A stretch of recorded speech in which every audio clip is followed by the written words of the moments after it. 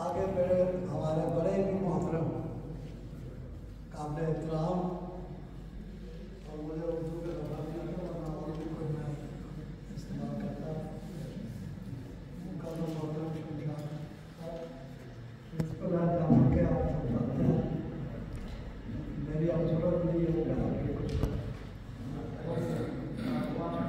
آپ کا نام لینے میں لگایا اتنا مجھے پیسے دے دیں شاید اس کا فائدہ زیادہ ہو جائے. بہرحال اعوذ باللہ من الشیطان الرجیم بسم اللہ الرحمن الرحیم. ابھی آپ دوستوں نے سنا کہ آج محترم رانا عبدالرزاق صاحب کی 2 کتابوں کی رونمائی کے سلسلے میں یہ تقریب ہو رہی ہے کہ نافلہ مہدی اور دربار خلافت کا جانسار. بات یہ ہے کہ شعر و ادب کی محفلوں میں بات کرنا یہ اہل علم لوگوں کا کام ہوتا ہے. خاکسار ایسی مجالس میں کچھ سننے اور سیکھنے کے لیے تو عام طور پر شامل ہوتا ہے، لیکن محترم رانا صاحب جیسی شخصیت ادبی شخصیت کے حوالے سے بات کرنا آپ کی کتابوں کے اوپر خاکسار کا اتنا ادبی قد کاٹ نہیں ہے کہ ایسی کتابوں اور ایسے ادبی لوگوں کے بارے میں کچھ گشائی کر سکے. ادبی امور کے پیچ و خم سے ناآشنا ہونے کے باوجود چند باتیں عرض کرنے کی جسارت کروں گا کہ انسانی زندگی اور قلمی زندگی ہمیشہ ساتھ ساتھ چلتی ہیں اور ایک دوسرے کو سہارا دیتی ہیں. ایک سنجیدہ قلمکار زندگی سے جڑے ہوئے مسائل، مشکلات، تکالیف اور زندگی کے اتار چڑھاؤ کو گہری نظر سے دیکھتا ہے اور اس کے نشیب و فراز سے فکری مواد کشید کر کے مختلف پیرائے میں اسے احاطہ تحریر میں لاتا ہے تاکہ دوسرے ان تجربات سے فائدہ اٹھا کے اپنی زندگی کو بہتر بنا سکیں. اس طرح یہ تسلسل جاری رہتا ہے. کائنات میں تمام اشیاء ایک دوسرے پہ اثر ڈالتی ہیں.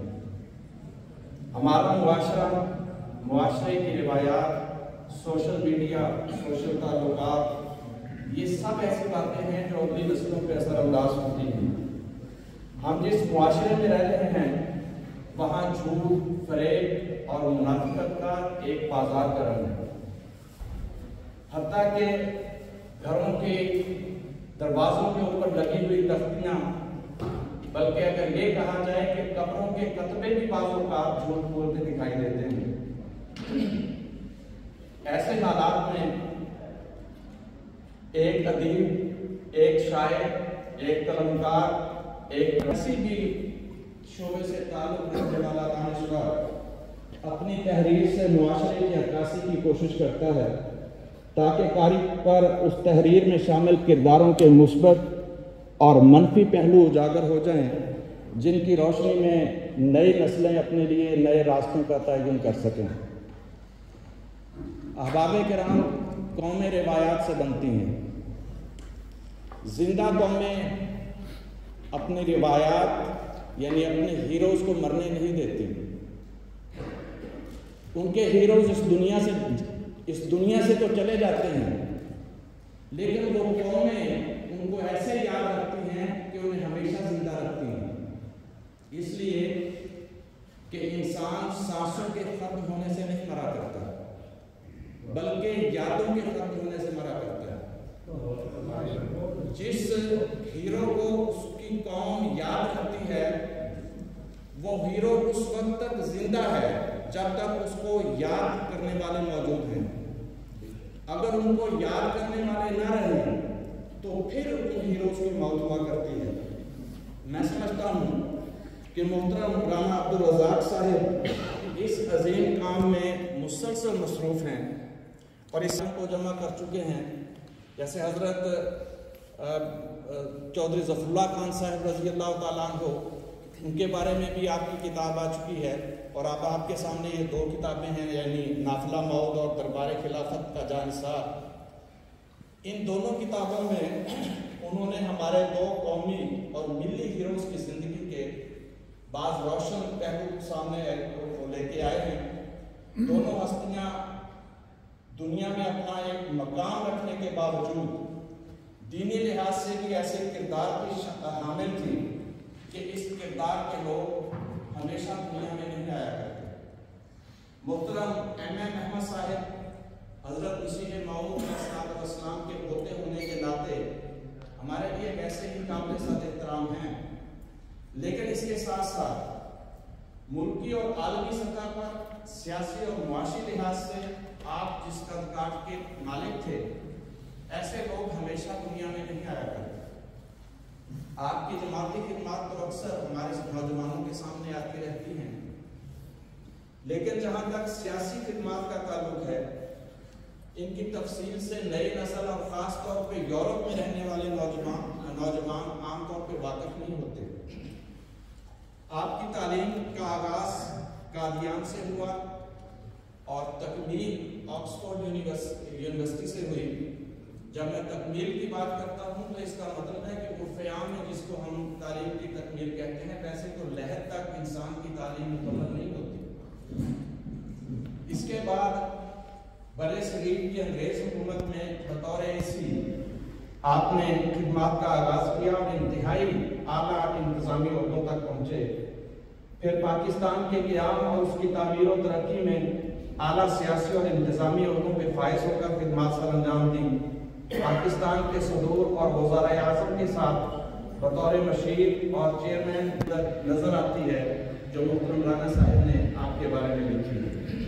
اسی طرح محترم ثاقب زیلوی صاحب، آپ کا بھی سیاسی، سماجی اور ادبی حلقوں میں ایک مقام تھا اور ایک مقام ہے۔ ابھی محترم چودھری حمید اللہ ظفر صاحب نے بڑی تفصیل کے ساتھ آپ کے سامنے زیلوی صاحب کے حالات رکھے ہیں۔ آپ کی شاعری نے عوام کے دلوں پہ راج کیا ہے۔ آپ کے اشعار میں دنیا کی بے ثباتی کے ساتھ ساتھ انسانی رویوں کے اتار چڑھاؤ کی ایک تصویر دکھائی دیتی ہے۔ ہمارا پیارا وطن پاکستان